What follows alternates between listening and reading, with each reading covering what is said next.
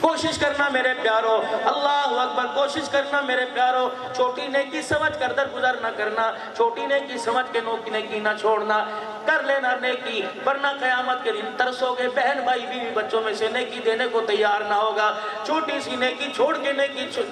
چھوٹی سی نیکی سمجھ کر دیکھ کر نیکی نہ چھوڑنا، بلکہ کرنے میں جلدی کر دینا۔ آپ نیکی کر کے بھول جائیں گے، نیکی آپ کو نہیں بھولے گی، نیکی اس وقت تک یاد رکھے گی جب تک آپ کو جنت کی چوکھٹ پار نہ کروا دے۔ گناہ کیسا بھی ہو، گناہ کیسا بھی ہو، اور میرے عزیزو، ہاتھ لگانے سے ڈرنا، کرنے سے ڈرنا، کر کے تو فوراً معافی مانگ لینا، کیونکہ جس زمین پر گناہ ہوا اگر وہی معافی مانگ لو گے، قیامت کے دن یہ زمین اللہ کے دربار میں گواہی دے گی، الہی بڑے بڑے گناہ کیا کرتا تھا، ساتھ زمین بولے گی اللہ گناہ کر کے اس نے معافی بھی تو مانگ لے گی، جان چھڑ جائے گی۔ اگر گناہ کر کے یوں مونچھی کو مروڑ کے نکلے، اللہ کی عزت کی قسم، موت کے وقت فرشتہ ایسی گردن مروڑ کے قبر میں ڈالے گا، اٹھانے والا کوئی نہیں آئے گا۔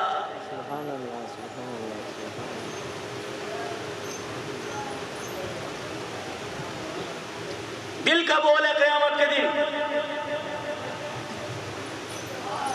دل کا مول لگے گا قیامت کے دن، مال کا نہیں،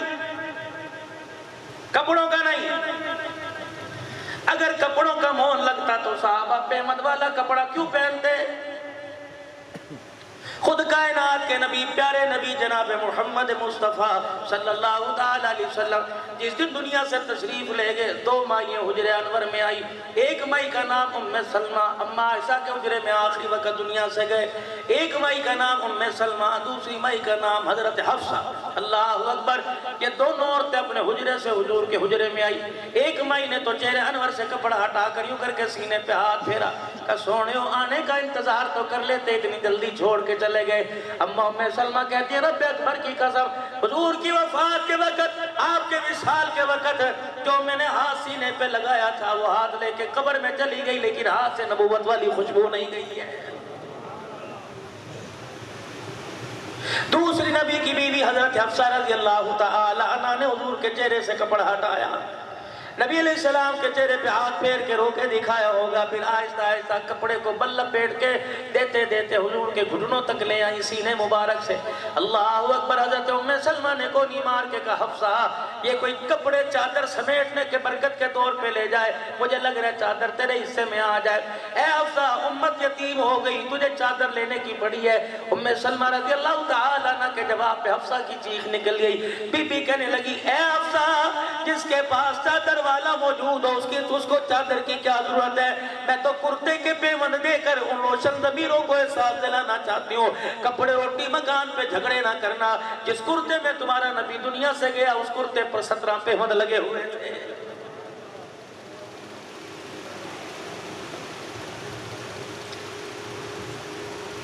ہر گھر کا پردہ ہٹا کے دیکھ لو، روٹی کپڑے مکان کے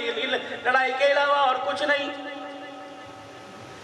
فلانے کی گھر والی 4 جوڑے لے آئی، تو نے مجھے کوئی جوڑا لے کے نہیں دیا، فلانے کے بچے فلانے اسکول میں پڑھنا ہے، تو نے مجھے کوئی کپڑا لے، اس کے علاوہ ہے گھر کے اندر لڑائی کیا؟ جس کو النکاح من سنتی فمن رغب عن سنتی کہ بولوں پہ لے کے آیا تھا، آج کہہ رہا ہے جب سے تو میرے گھر کے اندر آئی ہے میرا گھر جہنم بن گیا۔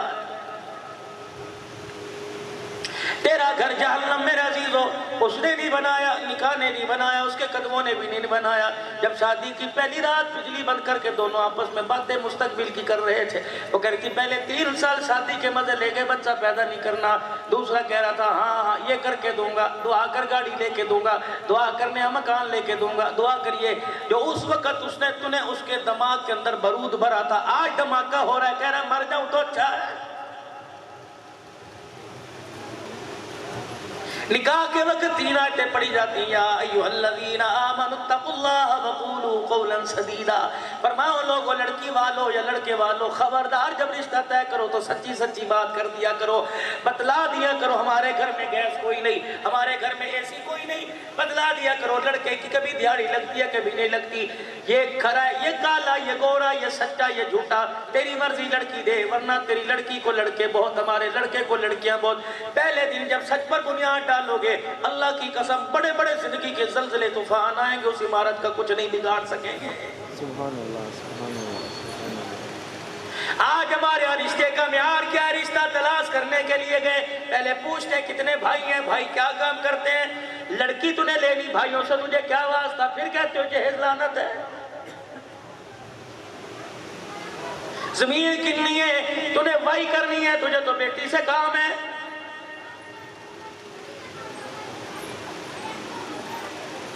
بات اس سیدہ فاطمہ الزہرا کی کرتے ہیں کہ جس کا رخصتی کے وقت جس کے سر کے اوپر ثابت چادر کوئی نہیں،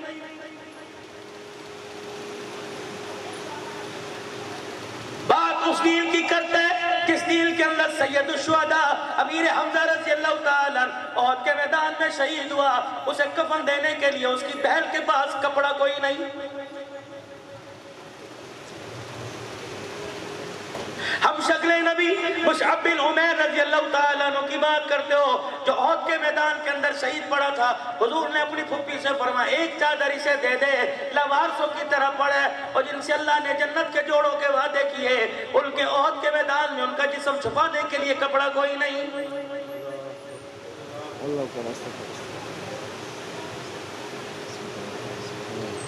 آج باپ کی داڑھی نوچ کے کہہ رہے یار دی شادی ہے میں دو جوڑے سوانے نے،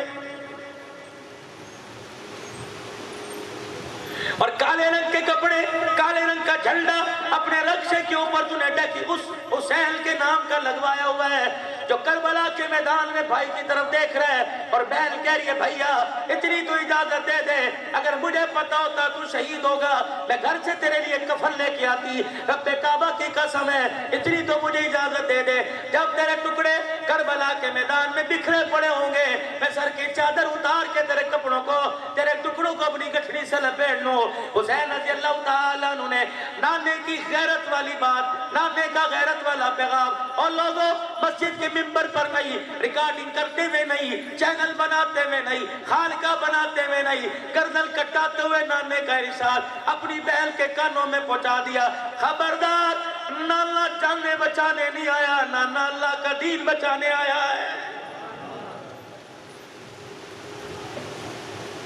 اگر نانے کو نواسا بچانا ہوتا تو کربلا سے، اگر باپ صدیق اکبر کے لیے روزہ انور سے تو بلاوا آ سکتا ہے کہ یار کو یار سے ملا دو، اگر حسین بچانا ہوتا تو روزے سے آواز آتی حسین کو کربلا کے میدان میں نہ جانے دو۔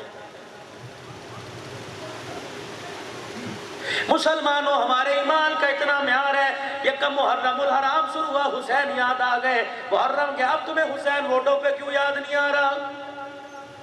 بس کربلا والوں نے اتنا حسین کو مظلوم نہ کیا جتنا نانے کی امت حسین کو مظلوم کر رہی ہے۔ تجھے مجھے تیرے میرے سے حسین کی سیرت ہضم نہیں ہوتی جب تک سیرت سننے کے بعد تیرے گھر چاول کی تقسیم نہ ہو۔ تیری میری سیرت دودھ کے شربت پر، تیری میری سیرت شربت پر، تیری میری سیرت ٹھنڈے پانی پر، تیری میری سیرت حلیم پر، تیری میری سیرت اللہ اکبر حلیم اور چاولوں پر۔ بات ان کی کرتے ہو جنہوں نے 3 دن پیاسے رہ کے خدا کا قرآن سنایا، آج ایسی کمرے میں بیٹھ کر شربت والا اور دودھ والا روزہ والا دودھ پی کے آج قرآن نہیں پڑھتا، میں کیسے مان جاؤں تیرا حسین کے ساتھ تعلق ہے؟ پہ پھرنے والوں، 9-10 محرم کو چھٹی کا احتجاج کرنے والوں، حسین نے تلواروں کے سائے میں تپتی ریت کے اوپر سکر دوپہر کے وقت 10 محرم الحرام کو دائیں بائیں دیکھنا تھا، ٹکڑے ٹکڑے تھے جانوروں کے نہیں، ان ہستیوں کے ٹکڑے تھے۔ اللہ اکبر، وہ ہستیاں جن ماں کی گودوں میں آ کے جنہوں نے دودھ پیا، اتنی پاک عورتیں تھی ان کے دروازے سے جبرائیل بھی بغیر اجازت کے اندر داخل نہیں ہوتا تھا۔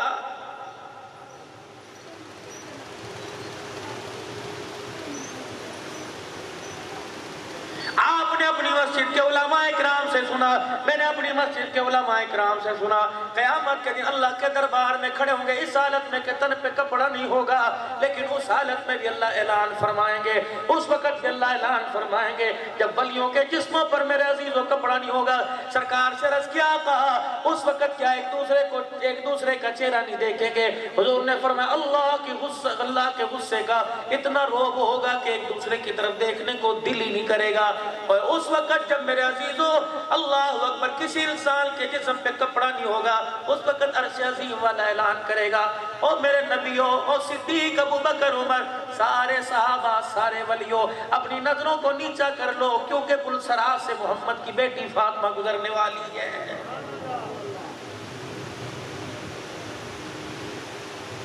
جن کے پردے اتنے مضبوط، جن کا حیا اتنے مضبوط، ان کے پردوں کو تو روڈوں پر لا کر ان کا نام لے لے کے ان کے پردے اجاڑے، میں کیسے پیچھے رہ سکتا ہوں؟ میں دفاع کروں گا، ہر میدان میں کروں گا، ممبر پر دفاع کروں گا، عدالت میں دفاع کروں گا، روڈ پر وکالت کروں گا، جب تک تو یہ نہیں مان جائے گا حسین شہید ہوا، ٹکڑے کرواتا ہوا پردے بچا کے چلا گیا، خدا کی قسم میں عمل سے نہیں بیٹھوں گا۔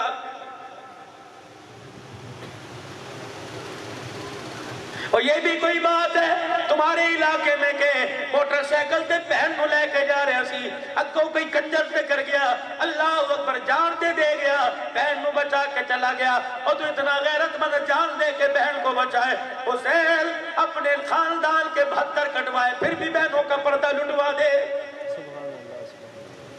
عقل مانتی ہے؟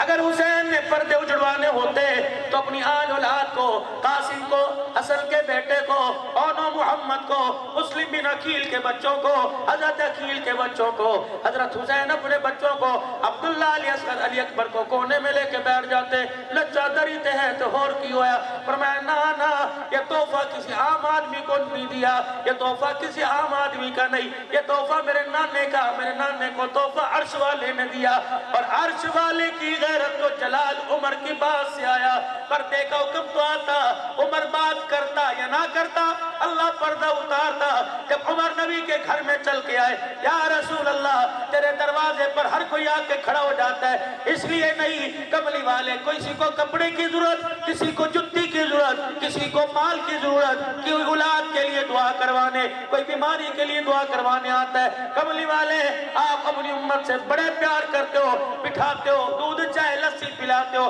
کملی والے پردے کا حکم کوئی نہیں، تیری حرم چادر چار دیواری میں کوئی ادھر کو گزرے کوئی ادھر کو گزرے، کملی والے کم سے کم میرے سے برداشت نہیں ہوتا۔ کملی والے کہہ دے اپنی گھر والیوں کو اگر حاجت کے لیے باہر جائے، اگر کوئی گھر میں آئے تو کونے میں ہو کے بیٹھ جایا کرو، پتہ نہیں کیسی کیسی نگاہ والے آ کے نگاہ ڈالتے ہیں۔ حضور خاموش ہو کے بیٹھ گئے، کہتے نبی کا عمر گیا، مائی زینب اور دوسری مائی باہر آ گئی، کہلے کملی والے گھر تیرا، عمر کو مداخلت کرنے کی کس نے اجازت دی؟ ابھی نبی نے جواب نہ دیا، جبرائیل خدا کا قرآن لے کے آ گیا، یا ایھا النبی قل لازواجک و بناتک و نساء المسلمین، اے محمد کہہ دو عمر کو کچھ نہ کہو، کہ عمر کی زبان پر خدا بولتا ہے، جو بات عمر نے زمین پہ کہہ دی وہ حکم بنا کے خدا نے آسمان سے نازل کر دیا ہے۔ قل لازواجک و بناتک و نساء المؤمنین، اوے تو نبی کی گھر کی زینب ہو یا جھاوریہ کی زینب ہو یا شیر محمد والا کی زینب ہو، خبردار خبردار، محمد کا لایا ہوا دین کسی کے سامنے تمہیں آنے کی اجازت نہیں دے رہا۔